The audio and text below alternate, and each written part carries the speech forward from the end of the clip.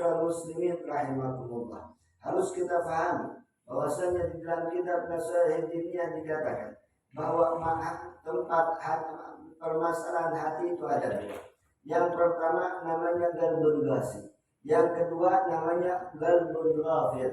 Jadi ada dua hal yang patut kita ketahui bahwasanya Habib Abdullah bin Al-Haddad katakan penyakit di dalam hati ada dua. Yang pertama hati yang keras, yang kedua adalah hati yang lalai.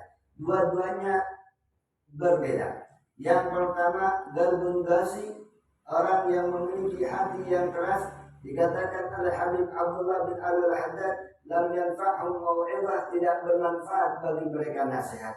Kemudian yang kedua qalbun ghafir, hati yang lalai, alladzi la yatanabbah wa la yastaghir. Kata Habib Abdullah, hati yang tidak terbangun ketika mereka mendengar nasihat-nasihat yang diberikan kepadanya, tidak mau untuk terbangun dari melakukan perkara-perkara yang dimurkai oleh Allah Subhanahu wa taala untuk bertobat kepada Allah Subhanahu wa taala.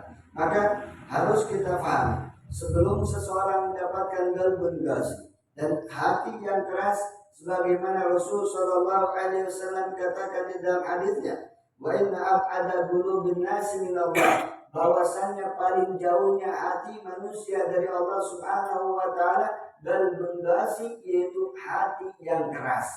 Adapun asbab, sebab seseorang memiliki hati yang ghasi, tentu ada tahapan. Yang pertama yaitu tahapan seseorang akan menjadi atau memiliki hati yang keras, yaitu karena ghaflahnya dia, karena hati yang lalai. Ketika mendengar nasihat tidak tergerak mereka untuk melakukan ketaatan kepada Allah. Ketika mendengar perkara yang dilarang oleh Allah Subhanahu wa taala, sama sekali tidak tergerak hatinya untuk melepaskan diri dari perbuatan maksiat yang akan merugikannya di dunia dan akhirat.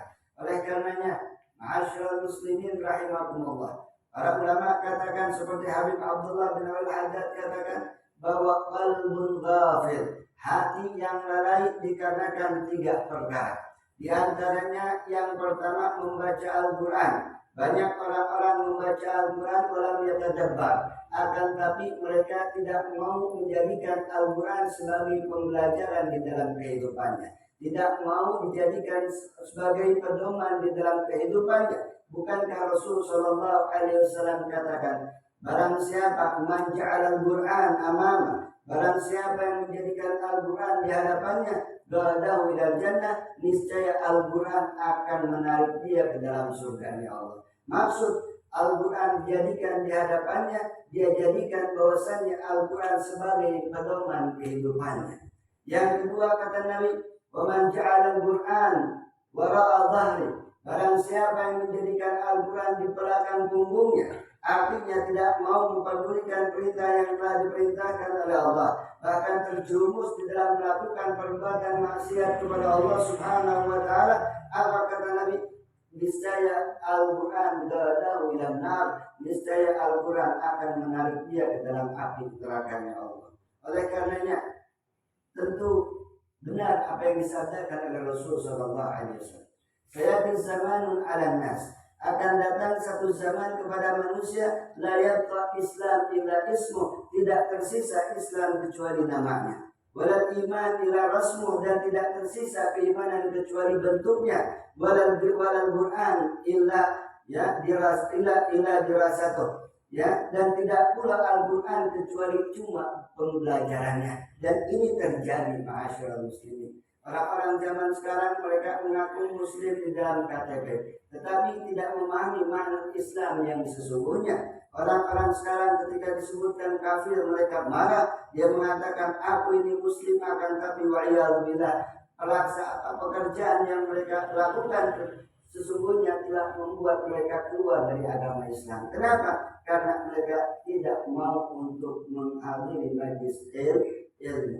Mereka tidak tergerak untuk bertanya kepada para ulama, mahwal Islam, apa itu Islam? Bukankah kita sering katakan di dalam majlis ini, makna Islam adalah al-istislam wal ikhtiyar. Islam itu adalah al-istislam, yaitu apa? Penyerahan diri kita dan mengaitkan diri kita dengan hukum yang telah Allah Subhanahu wa taala turunkan kepada baginda kita Nabi besar Muhammad sallallahu alaihi wasallam.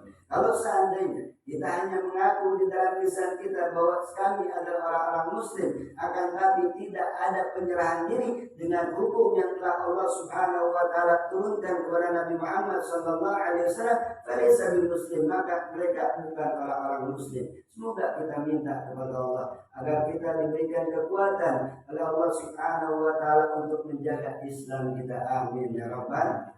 Yang kedua kata Nabi, al-iman. Yang kedua, tidak tersisa keimanan kecuali tinggal bentuk tubuh, bentuknya. Gambarannya sekarang orang-orang beriman menggunakan pakaian gamis, menggunakan imamah, menggunakan sorban, akan tapi wa'iyadzubillah tidak sedikit di antara mereka sudah keluar dari ajaran agama Allah Subhanahu wa taala. Tanpa mereka sadari, ucapan yang terucap dari lisannya telah mengeluarkan mereka dari agama Islam. I'tikad, keyakinan yang dia miliki telah mengeluarkan mereka dari agama Islam. Pekerjaan yang mereka lakukan pun telah mengeluarkan mereka dari agama Islam. Bahkan wa'iyadzubillah, mereka menghalalkan sesuatu yang diharamkan oleh Allah pun itu adalah bentuk perkara yang akan membuat seseorang keluar dari agama Allah Subhanahu wa ta'ala. Lalu yang terakhir kata Nabi, wal Qur'an wala yabqal Quran ila darsuh, dan tidak tersisa Al-Quran kecuali tinggal pembelajarannya. Kita lihat sekarang orang-orang berbondong-bondong untuk memasukkan anaknya ke tempat-tempat tahfidz Al-Quran. Sedangkan orang tua tidak memperhatikan bahwa tidak sedikit orang-orang yang menghafal Al-Quran, akan tapi mereka tidak mau, tidak pernah ada keinginan untuk mengamalkan dengan apa yang ada di dalam Al-Quran.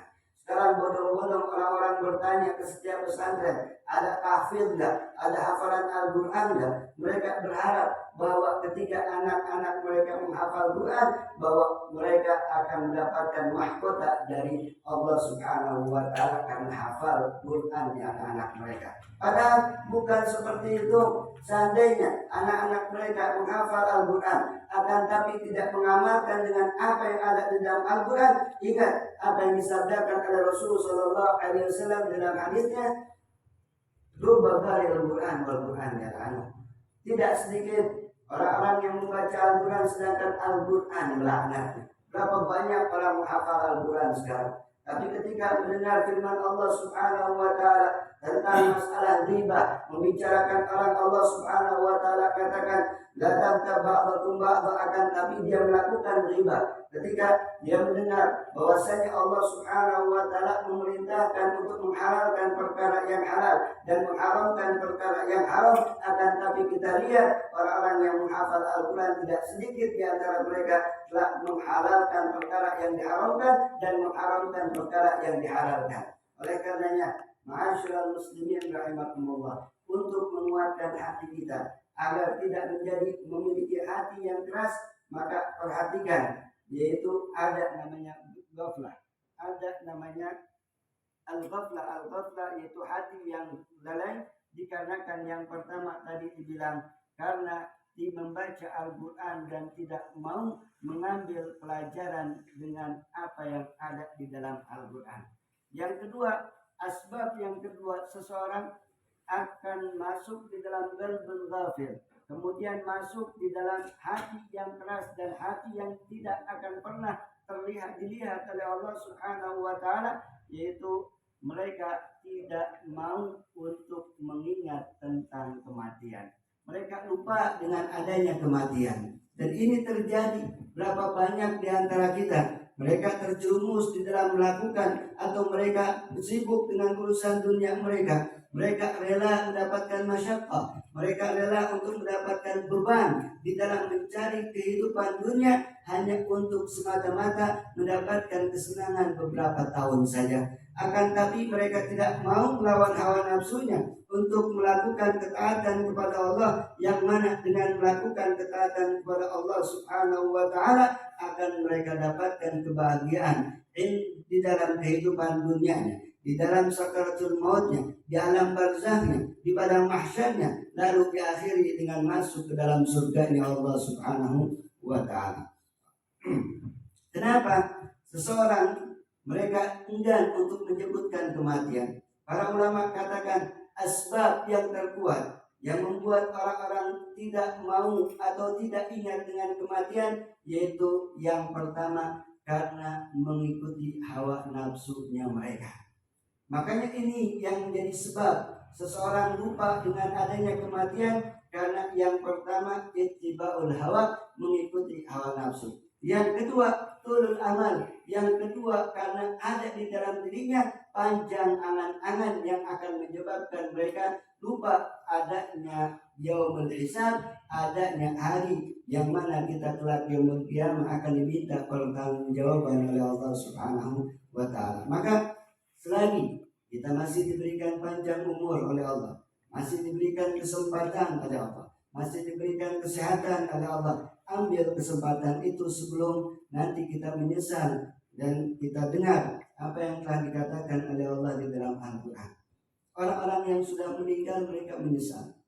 Bahkan dikatakan di dalam hadis yang diriwayatkan oleh Al-Imam Al-Bukhari dari Abi Sa'id, dikatakan bahwa tatkala manusia yang meninggal dimasukkan ke tempat jenazah, yaitu ke keranda, dan orang-orang membawanya, lihat kata Nabi SAW, orang-orang yang selalu mengatakan atau melakukan ketaatan kepada Allah Subhanahu wa taala, ketika diangkat jenazahnya, jenazah tersebut mengatakan, "Gadimuni, gadimuni, percepatlah oleh kalian diriku, percepatlah." Kenapa? Karena mereka ingin mendapatkan kenikmatan dari Allah Subhanahu wa taala karena amalan yang telah mereka lakukan di alam dunia.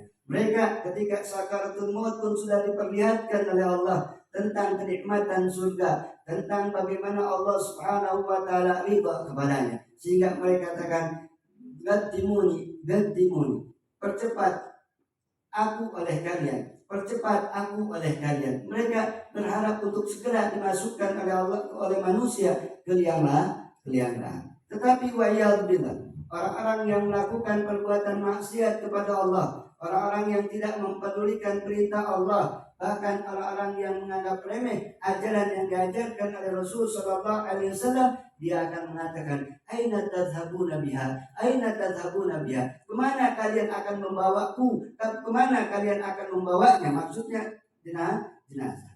Karena apa? Dia mengatakan, "Wailun li, celakalah bagiku." Dan itu dikatakan di dalam hadis, "Wala yasma'," dan tidak ada yang bisa mendengar dari semua binatang. Lau sami'a, kalau seandainya mereka mendengar jeritan orang-orang yang akan mendapatkan azab dari Allah Subhanahu wa taala, la sa'ida, niscaya orang-orang itu akan semaput pingsan. Ini belum mendapatkan siksaan di alam barzakh. Masih dalam posisi di atas keranda menuju liang lahat, ketika dibawa oleh orang-orang, mereka akan mengatakan, "Aina tadhhabuna biha?" Kemana engkau akan bawa dia? Kemana engkau akan bawa dia? Sesungguhnya mereka memiliki rasa takut atas apa yang telah mereka lakukan di alam dunia. Makanya yuk kita sama-sama saling mengingatkan bahwa kita bersyukur kepada Allah Subhanahu wa taala masih diberikan panjang umur, masih diberikan kesehatan dari Allah. Gunakan ini kesehatan, gunakan ini panjang umur, tidaklah lain untuk melakukan ketaatan kepada Allah Subhanahu wa taala. Lalu yang ketiga, kata Habib Abdullah bin Al-Haddad, yang menyebabkan seseorang ghaflah yaitu apa? Tidak adanya keinginan mereka untuk duduk bersama para ulama-ulamanya Allah Subhanahu wa taala. Ulama-ulama yang betul-betul berpegang dengan ajaran yang diajarkan oleh baginda Nabi Muhammad sallallahu alaihi wasallam. Ulama-ulama yang penuh keikhlasan di dalam dakwahnya. Nah, ini pun terjadi, kita lihat.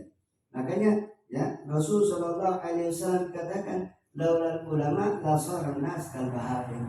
Kalau bukan karena ulama, niscaya manusia ini bagaikan binatang. Makanya dekati ulama, duduk bersama mereka, tanya perkara-perkara tentang bagaimana yang mendekatkan diri kita kepada Allah Subhanahu wa taala. Tanya kepada mereka bagaimana tata cara ibadah yang diajarkan oleh baginda Rasul sallallahu alaihi wasallam. Tanya kepada mereka apa yang diharamkan oleh Allah dan apa yang diharamkan, dan apa yang tidak diperbolehkan oleh baginda kita Nabi besar Muhammad sallallahu alaihi wasallam. Makanya beruntung bagi orang-orang yang mendapatkan taufik dari Allah Subhanahu wa taala untuk duduk selalu bersama para ulama. Kenapa? Karena ulama itu warasatul anbiya. Ulama itu adalah pewaris para nabi yang dikatakan ada nabi akrimul ulama fa innahum warasati. Ya, fa innahum warasatul anbiya. Hormati para ulama, sesungguhnya mereka adalah pewaris para nabi. Semoga kita minta kepada Allah agar kita semua diberikan oleh Allah Subhanahu wa taala hati yang lembut, hati yang betul-betul yang bisa dipandang oleh Allah Subhanahu wa taala sehingga kita mampu untuk melakukan ketaatan kepada Allah, menjauhkan diri dari apa yang dilarang oleh Allah Subhanahu wa taala. Amin ya rabbal